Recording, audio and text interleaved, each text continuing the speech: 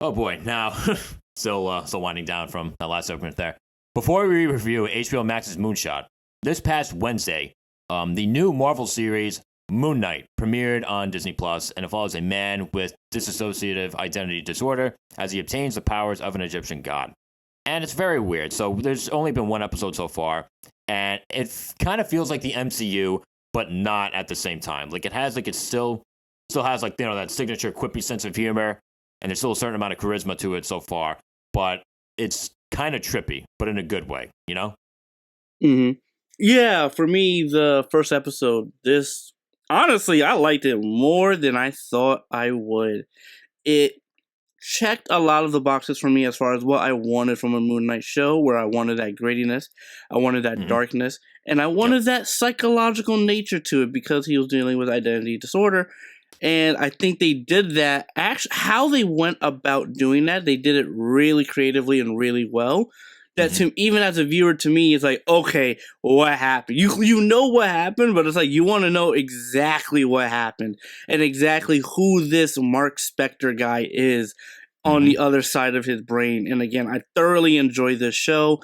So far, the first episode, I really like the Egyptian mythology implications because out of all the mythologies, Egyptian is one of my favorites. So I love seeing Khonshu and all the other Egyptian gods, deities, and creatures coming to life in the show. I love how his suit is no longer in the comics sort of this, almost Batman-esque. His armor it's got latex, all that. No, this is like a mummy. It's like he's becoming mummified, and I love that. Again, they're really going hard on the Egyptian mythology, and again, I thoroughly enjoyed it, thoroughly liked it. It reminds me of Daredevil, and I'm excited for the future of the show. Yeah, and again, it's weird too because it was actually kind of scary at times, which I wasn't expecting. And certain things that they did with the action sequences. And I guess this is part of the whole dissociative identity disorder part of it all. He blacks out, and then you see a couple guys lying on the floor, seconds later. And it's funny. It's one of those weird situations. Even with action, right? Less is more. And I thought it was really clever as far as how they went about that. I will say that the VFX were kind of noticeable sometimes. But it's definitely not enough to, take out the show for me. I still want to see what happens next. And I think probably the biggest reason so far, as far as why this starts to work, is Oscar Isaac. He is terrific. He's really, really strong so far. Absolutely. I think he was absolutely the right choice for this role, I think. And he just, to me, in the first episode, he just knocked it out. And I'm excited.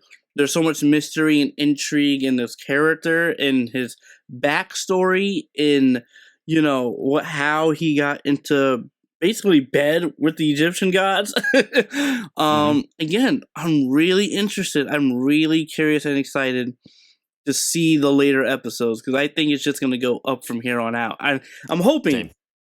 But yeah, again, we've had our hopes with Marvel series before, and we've had some mixed results as a result of that.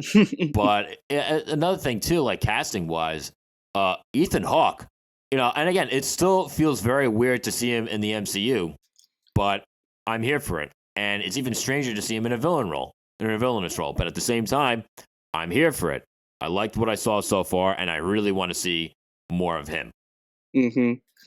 Exactly. Again, this show is just hitting a lot of the right marks for me so far. And I know it's only the first episode. Next episode is coming in a couple of days.